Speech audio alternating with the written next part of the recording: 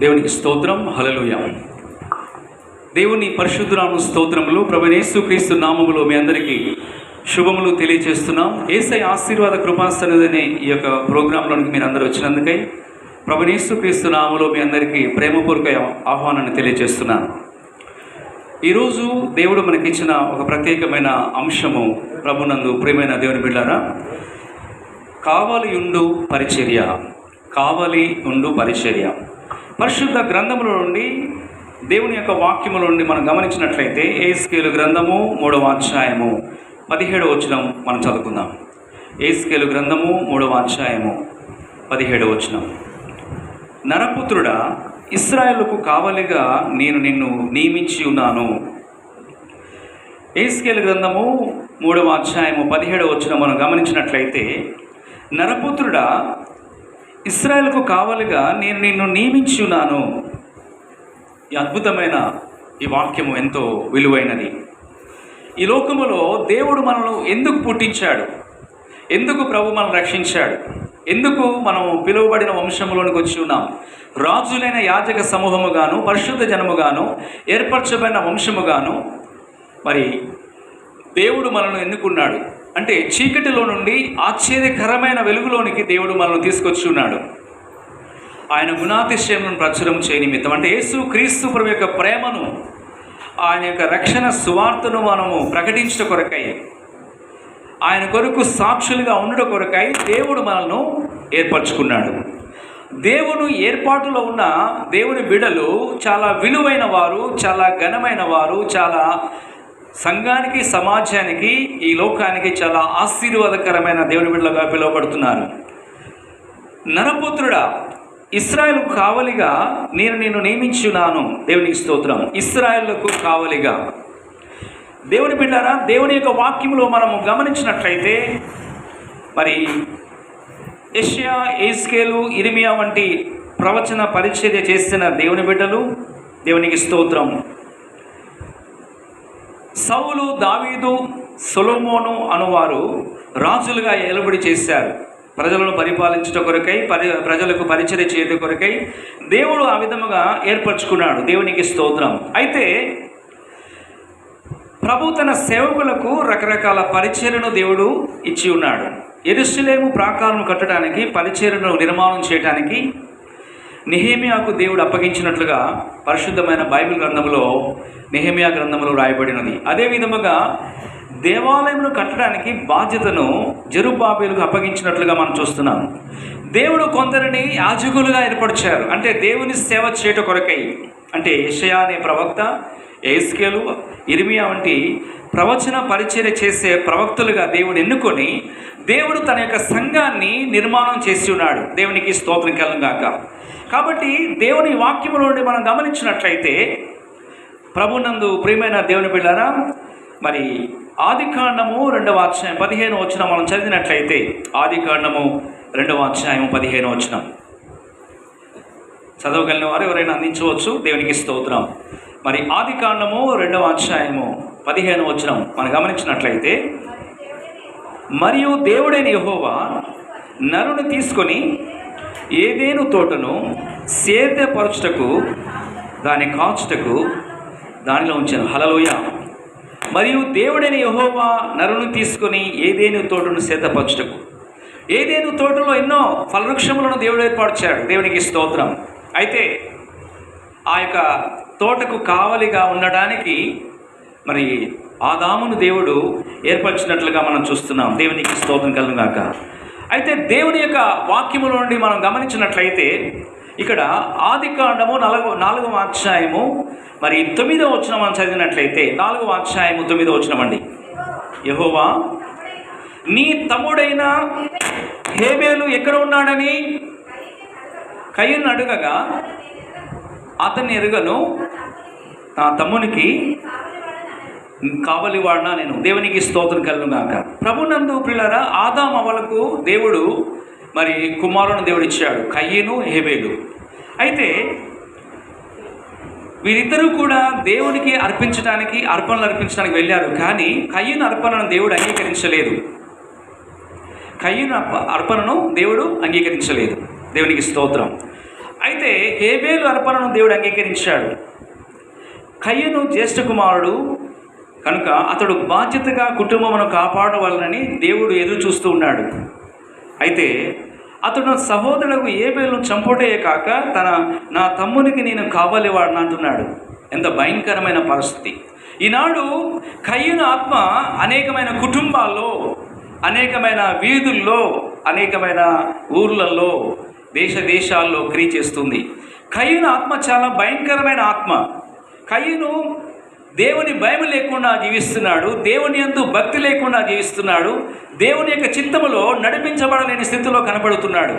ఈనాడు అనేకమైన కుటుంబాల్లో, అనేక మంది జీవితాల్లో కయ్యను ఆత్మ పనిచేస్తూ ఉంది. అయితే తన సొంత తమ్ముడైన హేబేలును చంపేశాడు. అయితే హేబేలు యొక్క రక్తము ఆ యొక్క భూమిలో నుండి మొరపెడుతూ ఉంది. మొరపెడుతున్నప్పుడు దేవుడు ఆ మొరను ఆలకించాడు. ప్రాణము రక్తములో ఉంటుంది, అది మనకు తెలుసు. ఎప్పుడైతే కయ్యను తన తమ్ముడైన హేబేలును చంపాడో ఆ రక్తము దేవునికి మొరపెడుతూ ఉంది. తమ్ముడిని కాపాడవలసిన అన్న సొంత తమ్ముడిని ఏం చేశాడండి? చంపివేశాడు. ఈనాడు అనేకమైన కుటుంబాల్లో, అనేక మంది జీవితాల్లో, అనేకమైన ప్రాంతాల్లో చూసినట్లయితే అనేక రకాలైన వార్తలు మనం వింటున్నాం. అనేక రకాలైన న్యూస్ ఛానల్స్లో చూస్తున్నప్పుడు భయంకరమైన వార్తలు వస్తున్నాయి. ప్రభునందు పిల్లరా, ఆ యొక్క హేబేలు రక్తము భూముల నుండి మొరపెడుతున్నప్పుడు ఆ మొర దేవుడు ఆలకించి దేవుడు కయ్యంతో మాట్లాడుతున్నాడు. అప్పుడు నీ తమ్ముడైన హేబేలు ఎక్కడ అంటున్నప్పుడు నా తమ్ముడు నేను కావలి వాడనా అంటున్నాడు. 11వ వచనము అదే అధ్యాయము 4వ అధ్యాయం 12వ వచనం చదువుకుందాం. కావున నీ తమ్ముడి రక్తమును నీ చేతిలోండి పుచ్చుకొనుటకు నోరు తెరిచిన ఈ నేల మీద ఉండకుండా నీవు శపింపబడిన వాడవు. నీవు నేలను సేదపరచునప్పుడు అది తన సారమును ఇక మీదట నీకు ఇయ్యదు. నీవు భూమి మీద దిగులు పడుచు దేశ దిమిరవైందు అని చెప్పాను. చూసారా ఎంత భయంకరమైన శిక్ష దేవుడు వేశాడో. ప్రభునందు ప్రియులారా, ఈ కావలి ఉండు పరిచర్యలో ఒక ప్రత్యేకమైన అంశాల ద్వారా దేవుడు మనతో మాట్లాడుచున్నాడు. మన ఆత్మకు కావలి అనేది అవసరం. సామెతల గ్రంథము 4వ అధ్యాయము 23వ వచనం చదివినట్లయితే పరిశుద్ధమైన బైబిల్ గ్రంథంలో నుండి దేవుడు తన వాక్యం ద్వారా ప్రభు మనతో మాట్లాడుచున్నాడు. సామెతల గ్రంథము 4వ అధ్యాయం 23వ వచనములో నీ హృదయమును భద్రముగా కాపాడుకొనుము, దేవునికి స్తోత్రం కలుగును గాక. హల్లెలూయా. ప్రభునందు పిల్లరా, దేవుని వాక్యములో నుండి మనం గమనించినట్లయితే మనము యేసు క్రీస్తు యొక్క రాకడ కొరకు సిద్ధపడుతున్నాం. మన ఆత్మ చాలా అమూల్యమైనది, దేవునికి స్తోత్రం కలుగుగాక. ఈ లోకములో మనం గమనిస్తున్నట్లయితే నేత్రాశ, శరీరాశ, జీవపు డమ్మం నుండి విడిపించబడినప్పుడు మనమందరము రూపాంతరం చెందగలుగుతున్నాం. మనకు దేవుడు ఆత్మను పెట్టి ఉన్నాడు. నరుని ఆత్మ యెహోవా పెట్టిన దీపమని వాక్యం సెలవిస్తుంది. ఆత్మ విషయమై దీనిలో వారు ధన్యులు, పరలోక రాజ్యము వారిదని దేవుని యొక్క వాక్యం సెలవిస్తుంది. అయితే మన ఆత్మకు కావలి అనేది చాలా ప్రాముఖ్యమైనది. నీ హృదయమును భద్రముగా కాపాడుకొనుము, దేవునికి స్తోత్రం. అయితే మనం ఎప్పుడు కూడా మనము ప్రభువును స్తుతిస్తున్నప్పుడు, ఆత్మలో ఆరాధన చేస్తున్నప్పుడు, దేవుని వాక్యాన్ని చదువుతున్నప్పుడు, దేవుని యొక్క సన్నిధిలో మనము ఆరాధిస్తున్నప్పుడు మనము దేవుని చిత్తములో ముందుకు నడిపించబడగలుగుతాం. దేవునికి స్తోత్రం. మన ఇంట్లో ఉన్న విలువైన వస్తువులు, అది బంగారమే కానీ లేదా డబ్బే కానీ లేదా విలువైన వస్తువులు కాపాడబడటానికి ఏం చేస్తామండి? మనం బయటకు వెళ్తున్నప్పుడు ఇంటికి ఒక పెద్ద తాళం వేసుకొని బయలుదేరుతాం. అంటే ఇంట్లో ఉన్న డబ్బు కానీ వస్తువులు కాపాడబడటానికి తాళం వేసుకుని వెళ్తాం. అదేవిధంగా కొంతమంది డబ్బు ఉన్న వారు ఏం చేస్తారంటే ఇంటి ముందు వాచ్మెన్ పెట్టుకుంటారు. అదేవిధముగా మన శరీరము ఆరోగ్యాన్ని ఉండడానికి మనం ఎన్నో జాగ్రత్తలు తీసుకుంటూ ఉంటాం. డాక్టర్ సలహా తీసుకుంటూ ట్రీట్మెంట్, ఏదైనా అనారోగ్యం కలిగినప్పుడు అనేక రకాలుగా ఏం చేస్తూ ఉంటారంటే డాక్టర్ యొక్క సలహాలు తీసుకుంటూ ఆరోగ్యాన్ని కాపాడటానికి ఎన్నో ప్రయత్నాలు చేస్తూ ఉంటారు ఈ లోకంలో. అయితే అన్నిటికంటే విలువైనది మన ప్రాణం, దేవునికి స్తోత్రం. ప్రభునందు ప్రియులారా, దేవుని యొక్క వాక్యములో మనం చూసినట్లయితే మత్తయి సువార్త 16వ అధ్యాయం 26వ వచనం చదివినట్లయితే, మత్తయి సువార్త 16వ అధ్యాయం 26వ వచనములో, ఒక మనుషుడు లోకమంతయు సంపాదించుకొని తన ప్రాణమును పోగొట్టుకుంటే అతనికి ఏమి ప్రయోజనం? ఒక ధనవంతుని పొలము చక్కగా పండిందంట ఆ సంవత్సరం. అయితే అప్పుడు తన ఆత్మరక్షణ గురించి ఆలోచించక ఏమంటున్నాడు? లూకాసు వార్త 12వ అధ్యాయం 19-20 వచనాల్లో, లూకాసు వార్త 12వ అధ్యాయం 19-20 వచనాల్లో చూసినట్లయితే, ఇక్కడ నీవు సుఖించుము, తినుము, త్రాగుము, సంతోషించుమని తన ఆత్మతో చెప్పుచుండగా ఆ రాత్రి ప్రభు మాట్లాడుతున్నాడు. లూకాసు వార్త 12వ అధ్యాయం 19-20 వచనాల్లో, ఒరివాడ, ఈ రాత్రి నీ ప్రాణం అడుగుచున్నాను, నీవు సిద్ధపరిచినవి ఎవరి పాలవుతాయి? తను సంపాదించిన ఆస్తులు డబ్బే కానీ, ధాన్యమే కానీ, వస్తువులే కానీ, పొలాలే కానీ, బిల్డింగ్సే కానీ, ఇవన్నీ కూడా శాశ్వతమైనవి కాదు. దేవునికి స్తోత్రం కలుగుగాక. అయితే దేవుని వాక్యములో మనం చూసినట్లయితే మన హృదయము భద్రముగా కాపాడుకునుట, యేసు ప్రభు యొక్క రక్తముతో పరిశుద్ధపరచబడి ఆత్మలో శుద్ధీకరించబడి దేవుని రాజ్యం కొరకు సిద్ధపడటం అనేది చాలా ప్రాముఖ్యమైన విషయం.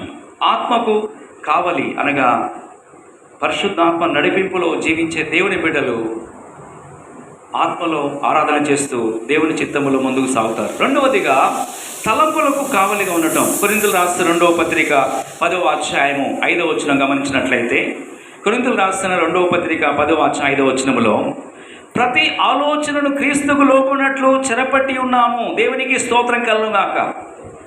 మత్తయి సువార్త 13వ అధ్యాయము 24-25 వచనాలు చూసినట్లయితే, మత్తయి సువార్త 13వ అధ్యాయం 24-25 వచనాల్లో, పరలోక రాజ్యము తన పొలములో మంచి విత్తనం విత్తిన ఒక మనుష్యుని పోలి ఉన్నది.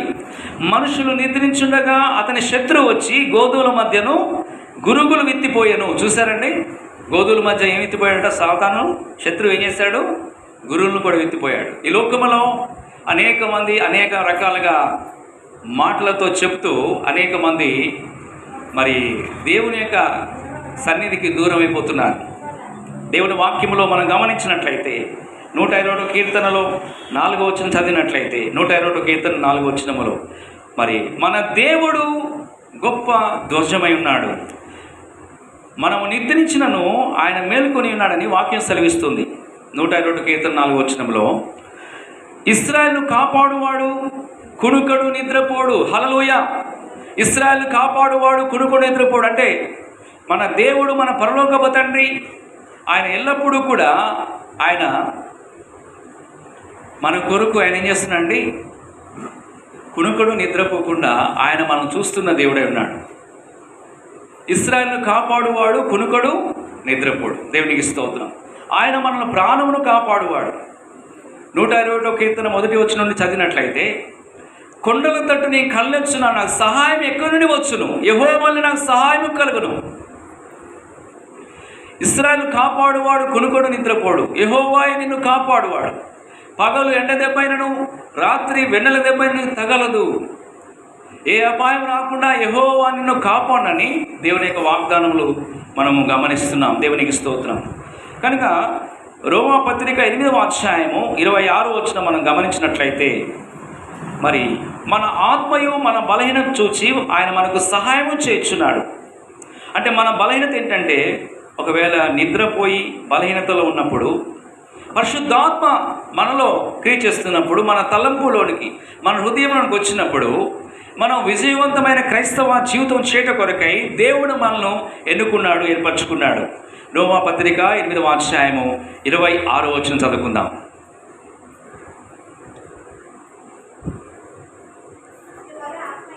అటువలే ఆత్మయు మన బలహీనతను చూచి సహాయము చేయుచున్నాడు. ఏలైనగా మనము యుక్తముగా ఎలాగో ప్రార్థన చేయవలెనో మనకు తెలియదు, కానీ ఉచ్చరింప శక్యము కానీ మూలుగులతో ఆత్మ తానే మన పక్షమున విజ్ఞాపనము చేయుచున్నాడు. హల్లెలూయా. దేవునికి స్తోత్రం కలుగాక. అందరూ కూడా దేవుని స్తుతియాగం చెల్లించండి. హల్లెలూయా, హల్లెలూయా. అటువలే మన ఆత్మయు మన బలహీనలను చూచి సహాయము చేయుచున్నాడు. కొన్ని సందర్భాల్లో, కొన్ని విషయాల్లో, కొన్ని వార్తలు వింటున్నప్పుడు, కొన్ని పరిస్థితులు మనకు ఎదురవుతున్నప్పుడు, కొన్ని ఉపద్రవాలు మనకు ఎదురవుతున్నప్పుడు, మరి కొన్ని శోధనలు మనకు ఎదురవుతున్నప్పుడు, అది వ్యాధే కానీ, బలహీనతలే కానీ, ఆర్థికమైన సమస్యలే కానీ, ఇరుగు పొరుగు వారి వలన కానీ, మనుషుల వలన కానీ, సాతాను వలన కానీ, అనేక రకాలైన శోధనలు మనకు వచ్చినప్పుడు దైవ జనాంగమా, దేవుని బిడ్డలను ఆలకించండి. అటువలే ఆత్మయు మన బలహీనతను చూచి మనకు సహాయం చేయటానికి ఏలేనగా మనము యుక్తముగా ఎలాగూ ప్రార్థన చేయవలనో మనకు తెలియదు, కానీ ఉచ్చరింప శక్యము కానీ మూలులతో ఆత్మ తానే మన పక్షమున విజ్ఞాపన చేస్తున్నాడు. హల్లెలూయా. అంటే మనకు బలమునిచ్చి, శక్తినిచ్చి, అభిషేకాన్నిచ్చి, ఆరోగ్యాన్నిచ్చి, ధైర్యమునిచ్చి, పరిశుద్ధాత్మిక నడిపింపునిచ్చి, పరిశుద్ధాత్మ దేవుడు మన తలంపులకు ఆయన కావలిగా ఉంటున్నాడు. దేవునికి స్తోత్రం కలుగును గాక. అందుకే దేవుని యొక్క వాక్యములో మనం గమనించినట్లయితే, ప్రభునందు ప్రియులారా, యేసు క్రీస్తు ప్రభు యొక్క శిరస్సు పైన, తలపైన ముళ్ళ కిరీటం పెట్టడం ద్వారా రక్తము చిందించబడుతున్నప్పుడు ఆ పరిశుద్ధ రక్తం ద్వారా మనకు విమోచన కలుగుతుంది. దేవునికి స్తోత్రం. కాబట్టి దేవుని వాక్యము నుండి మనం గమనించినట్లయితే మన తలంపులకు ఆయన కావలిగా ఉన్నాడు. ప్రతి ఆలోచనను క్రీస్తునకు లోబడినట్లుగా చెరపట్టబడి ఉన్నాం. దేవునికి స్తోత్రం. ఇశ్రాయేలు కాపాడువాడు కునుకడు నిద్రపోడని దేవుని యొక్క వాక్యం ద్వారా పరిశుద్ధాత్మ దేవుడు మనకు జ్ఞాపకం చేస్తున్నాడు. మూడవదిగా నాలుకకు కావలి ఉండుట. హల్లెలూయా. 34వ కీర్తన 13వ వచనం చదువుకుందామండి. 34వ కీర్తన 13వ వచనం.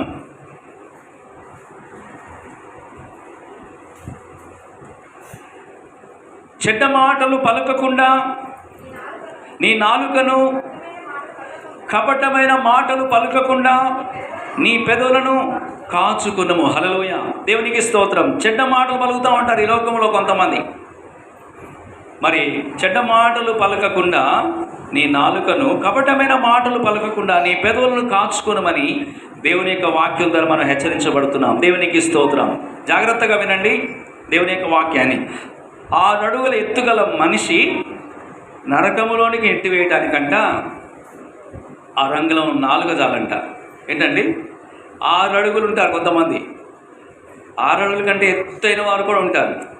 6.5 అడుగులు, 7 అడుగులు కూడా కొంతమంది ఉంటారు. అయితే 6 అడుగుల ఎత్తుగల మనిషిని నరకంలో నెట్టివేయటానికంట చిన్న అరంగుళం నాలుక, పొడవు గల నాలుక ఏం చేస్తుంది?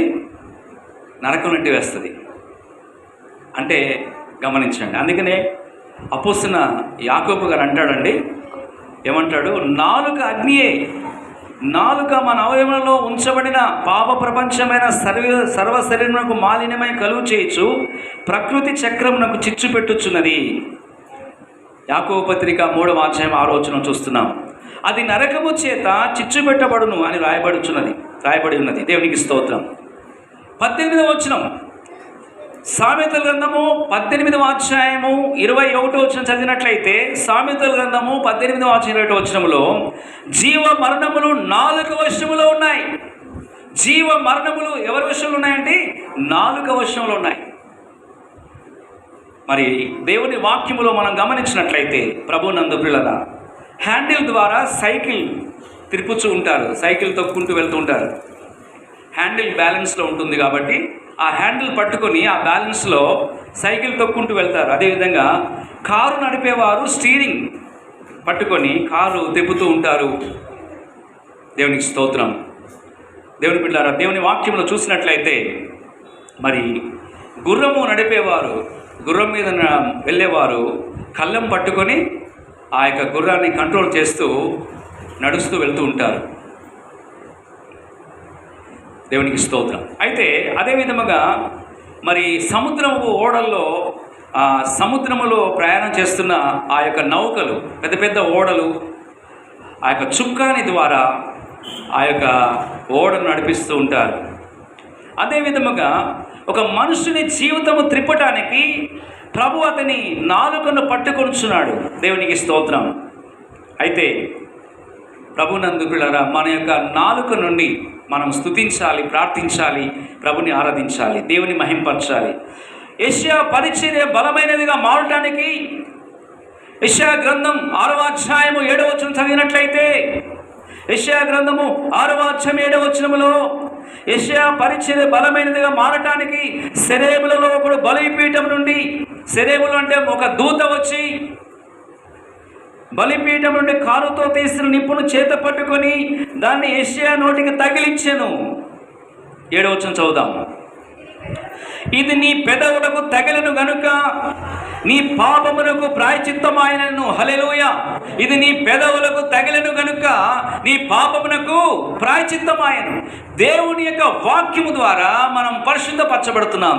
యేసు ప్రభు యొక్క రక్తము ద్వారా మనం పరిశుద్ధపరచబడుతున్నాం. దేవునికి స్తోత్రం. ఇది నీ పెదవులకు తగిలను గనుక నీ పాపమునకు ప్రాయశ్చిత్తమాయను. దేవునికి స్తోత్రం. రోమాపత్రిక 6వ అధ్యాయము 19వ వచనం చదివినట్లయితే, కాబట్టి మీ నాలుకను అవయములను కలవరి బలిపీఠములో నీతికి దాసులుగా సమర్పించుకొనుడి. గలతీయులకు రాసిన పత్రిక 5వ అధ్యాయం 24వ వచనం చదివినట్లయితే, క్రీస్తు యేసు సంబంధులు శరీరమును దాని ఇచ్చలతోనూ దురాశలతోనూ సిలువేసి ఉన్నారు. 6వ అధ్యాయం 14వ వచనములో, గలతీయులకు రాసిన పత్రిక 6:14లో, దానివల్ల నాకు లోకమునకు నేను సిలువేయబడి ఉన్నాము. ఇప్పుడు చదువుదాం. గలతీయులకు రాసిన పత్రిక 2వ అధ్యాయము 20వ వచనం చదువుకుందాం.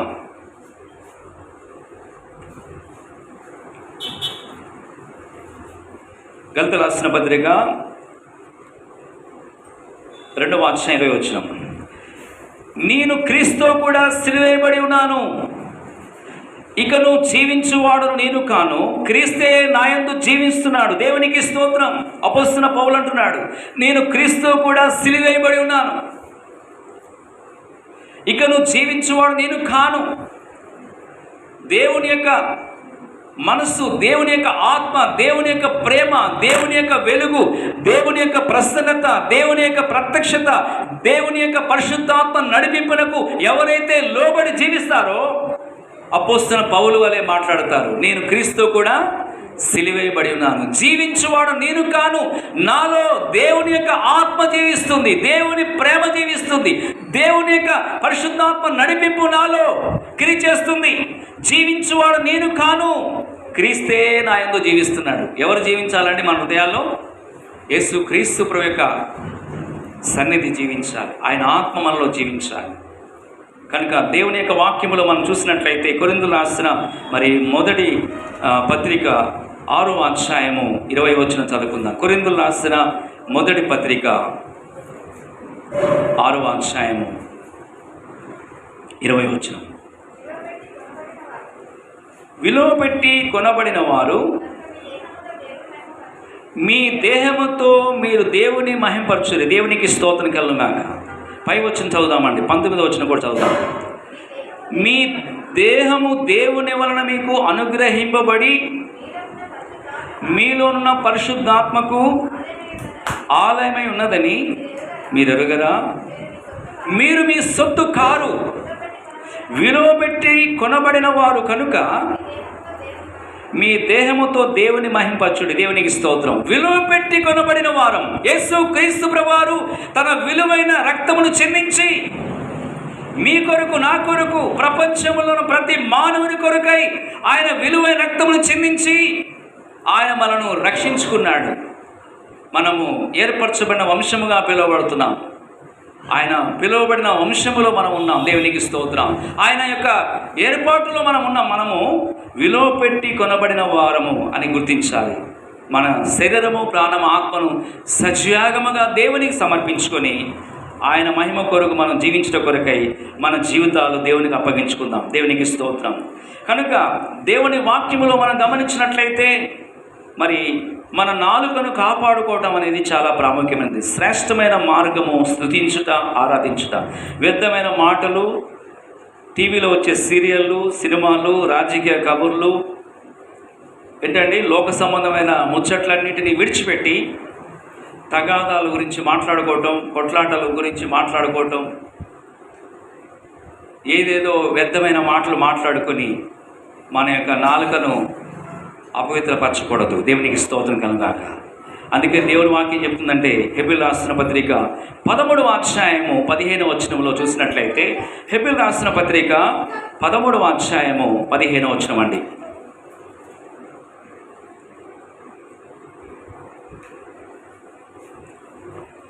కాబట్టి ఆయన ద్వారా మనము దేవునికి ఎల్లప్పుడూ స్తుతియాగము చేయుదము, అనగా ఆయన నామమును ఒప్పుకొనుచు జిహా ఫలమును అర్పించుదము. దేవునికి స్తోత్రం కలుగుగాక. మనం ఎప్పుడు దేవునికి స్తుతియాగం చేయవారిగా ఉండాలి. నాలుగోదిగా మరి పరిశుద్ధతకు కావలిగా ఉండాలి. దేవునికి స్తోత్రం కలుగుగాక. తెస్సలోనికీయులకు రాసిన మొదటి పత్రిక 5వ అధ్యాయం 23వ వచనం చదివినట్లయితే, తెస్సలోనికీయులకు రాసిన మొదటి పత్రిక 5వ అధ్యాయము 23వ వచనం చదువుకుందాం.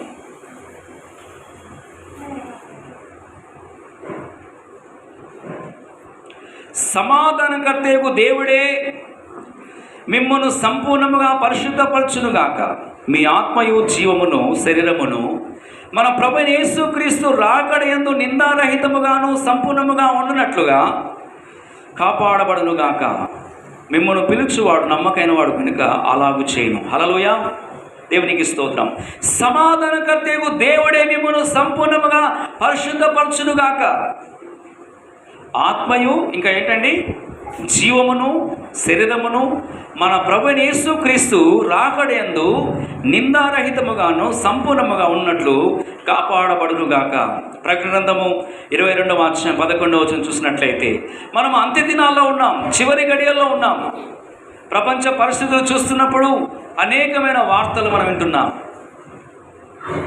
అంత్య దినాల్లో ఏం జరుగుతుందంటే, అనేకుల ప్రేమ ఏమవుతుందంట, చల్లారిపోతుందంట. అక్రమిస్తుల చేత అనేకుల ప్రేమ చల్లారిపోతున్న దినాల్లో ఉన్నాం. అలాంటి రోజుల్లో మనం జీవిస్తున్నాం. అయితే దేవుడు వాక్యం ఏం చెప్తుందంటే, 22వ అధ్యాయం 11వ వచనంలో, ప్రకటన 22వ అధ్యాయం 11వ వచనం, అన్యాయము చేయవాడు ఇంకను అన్యాయమే చేయనిము, అపవిత్రుడైన వాడు ఇంకను అపవిత్రుడుగానే ఉండనేమో, నీతిమంతుడు ఇంకను నీతిమంతుడుగానే ఉండనేమో, పరిశుద్ధుడు ఇంకను పరిశుద్ధుడుగానే ఉండనేమో. చాలండి. దేవుని యొక్క వాక్యంలో చూసినట్లయితే, నీతిమంతుడు ఇంకను నీతిమంతుడుగానే ఉండనేమో, పరిశుద్ధుడు ఇంకను పరిశుద్ధుడుగానే ఉండనేమో. దేవునికి స్తోత్రం. కనుక ఇదిగో నేను త్వరగా వచ్చుచున్నాను, వాని క్రియలు చొప్పున, దేవునికి స్తోత్రం, ప్రతిఫలం ఇవ్వడానికి నేను సిద్ధంగా ఉన్నానని దేవుని యొక్క వాక్యంలో మనం గమనిస్తున్నాం. ప్రభునందు ప్రియులారా, మనమందరము దేవుని సన్నిధిలో అనగా దేవుని రాజ్యం కొరకు సిద్ధపడుతున్నాం. మరి సార్వత్రిక సంఘము అంటే మహిమగల సంఘము, పరిశుద్ధమైన సంఘము, రాకడ కొరకు సిద్ధపడుతున్న పరిశుద్ధమైన దేవుని బిడ్డల కొరకు ప్రభు రాబోతున్నాడు. అయితే దేవుని సన్నిధిలో మచ్చ డాగు ముడత లేని పెళ్లి కుమార్తెగా యేసుక్రీస్తు ప్రభు ఎదుట మనమందరము నిలబడవలసిన వారమై ఉన్నాం. మనము పరిశుద్ధపరచబడినప్పుడు మరి ఆయన రాకడలో మనము ఎత్తబడగలుగుతాం. దేవుని వాక్యము నుండి మనం చూసినట్లయితే, కొరింథీయులకు రాసిన మొదటి పత్రిక 3వ అధ్యాయం 17వ వచనం చూసినట్లయితే, మీ దేహము దేవుని ఆలయమై ఉన్నది. కొరింథీయులకు రాసిన మొదటి పత్రిక 3వ అధ్యాయము 17వ వచనం చదువుతున్నాం.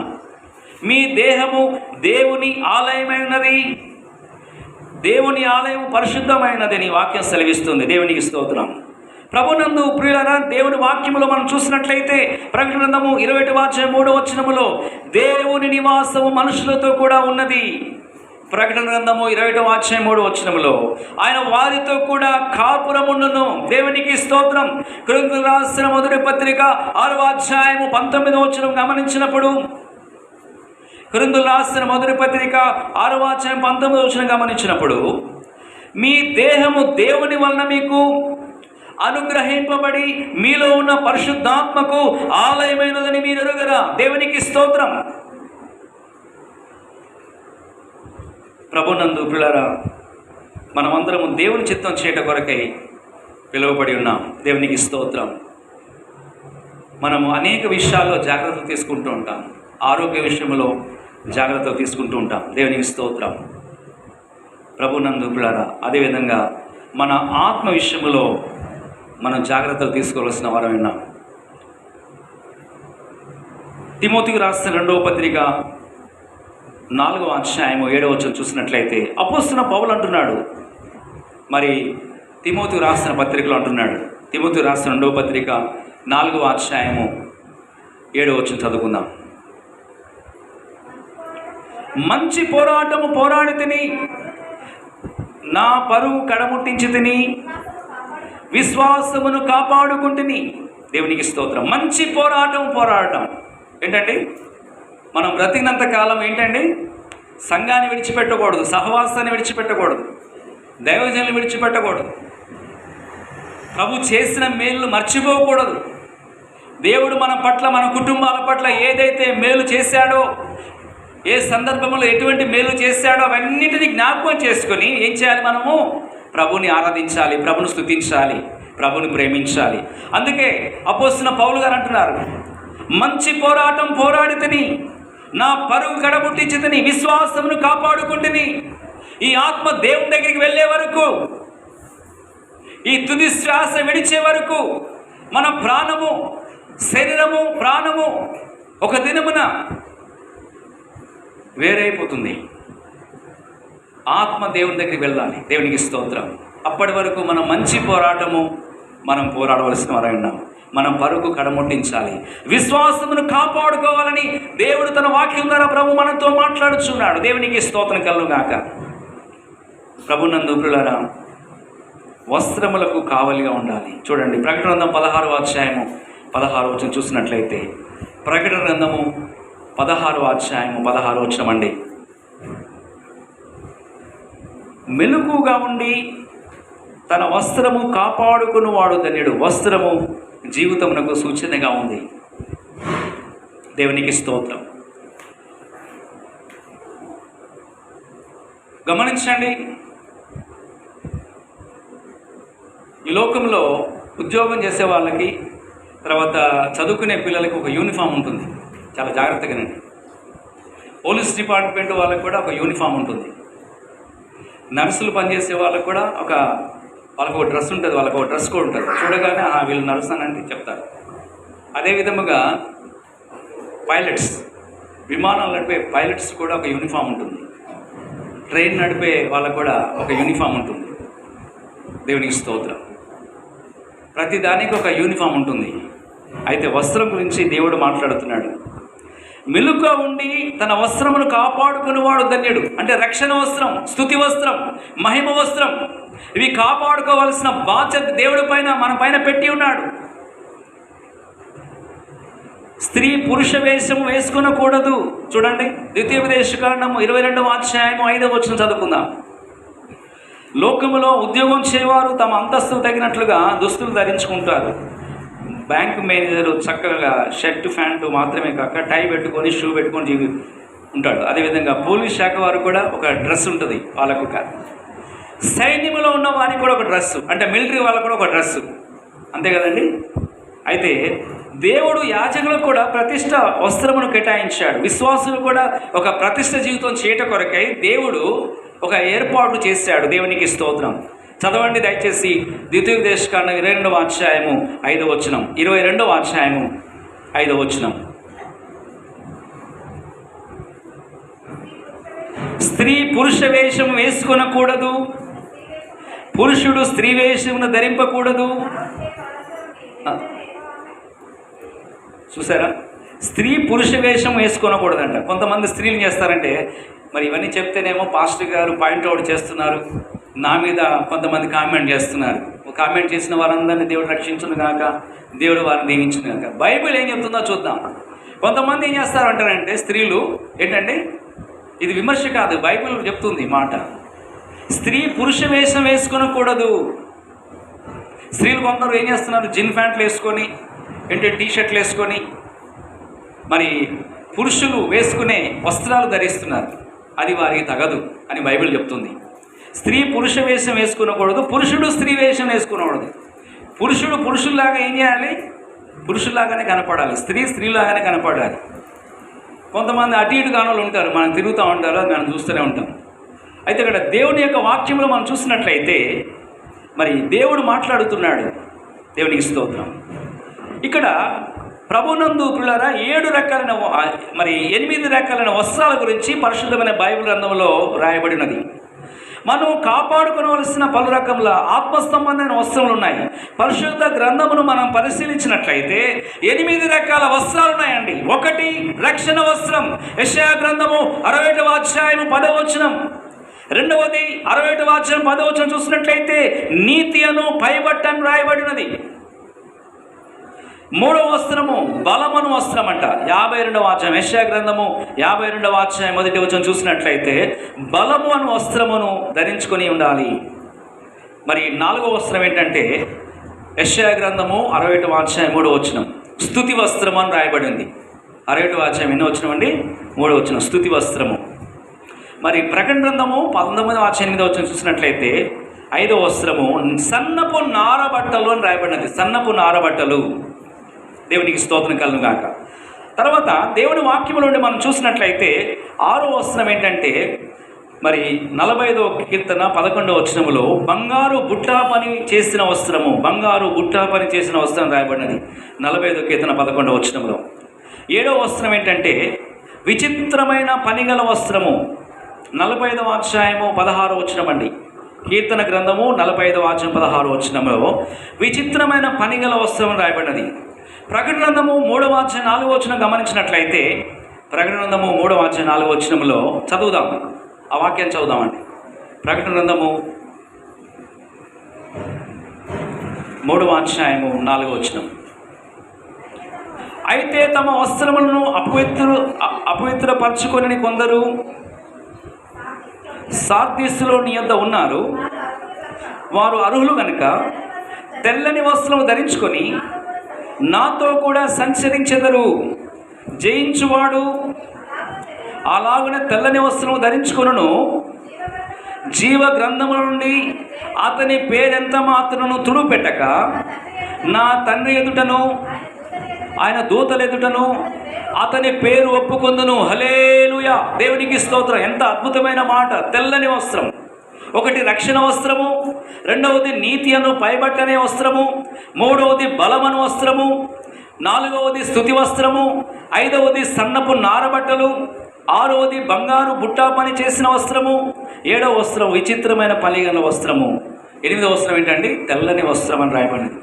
కనుక దేవుని వాక్యములో నుండి మనం గమనించినట్లయితే మరి మత్తయి సువార్త 22వ అధ్యాయం 11వ వచనం మనం గమనించినప్పుడు మత్తయి సువార్త 22వ అధ్యాయం 11వ వచనంలో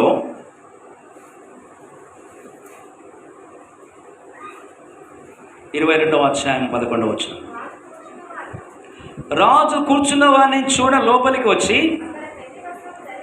అక్కడ పెండ్లి వస్త్రము ధరించుకొనని ఒకని చూచి, స్నేహితుడా, పెళ్లి వస్త్రము లేక ఇక్కడ ఎలాగూ వచ్చితివని అడుగగా మౌనయుండెను. దేవునికి స్తోత్రం. అంతటి రాజు వీని కాళ్ళు చేతులు కట్టి వెలుపటి చీకటిలోనికి త్రోసివేయడు, అక్కడ ఏడుపును పండ్లు కొరుగుటయు ఉన్నని పరిచారకులతో చెప్పెను. చూసారండి? కాగా పిలువబడిన వారు అనేకులు, ఏర్పరచబడిన వారు కొందరని చెప్పాను. దేవునికి స్తోత్రం. అంటే రక్షణ పొందని వారు మహిమ వస్త్రము, స్తుతి వస్త్రము, రక్షణ వస్త్రము లేని వారు ఎక్కడికి వెళ్తారు? నిత్య నరకంలోనికి వెళ్తారు. దేవుడు తన వాక్యం ద్వారా ప్రభు మనతో మాట్లాడుచున్నాడు. దేవునికి స్తోత్రం. పెండ్లి వస్త్రము ధరించని వారు కాలు చేతులు బంధించి వెలుపటి చీకటిలో త్రోసివేయడని ఆజ్ఞాపించినట్లుగా మనం చూస్తున్నాం. ప్రభునందు ప్రియమైన దేవుని బిడ్డలారా, దేవుని వాక్యములను చూసినట్లయితే లూకాసు సువార్త 15వ అధ్యాయం 22వ వచనం చదివినప్పుడు లూకాసు సువార్త 15వ అధ్యాయం 22వ వచనం చదువుకుందాం. అయితే చిన్న కుమారుడు పశ్చాత్తాపడి తిరిగి వచ్చినప్పుడు అతని వస్త్రము మురికిగా ఉండెను. మన నీతి దేవుని దృష్టిలో మురిగుడ్డల వలె ఉన్నాయని వాక్యం సెలవిస్తుంది. అయితే తిరిగి వచ్చిన కుమారునికి, అంటే చిన్న కుమారుడు తన పశ్చాత్తాపముతో తండ్రి యొద్దకు వచ్చి ఉన్నాడు.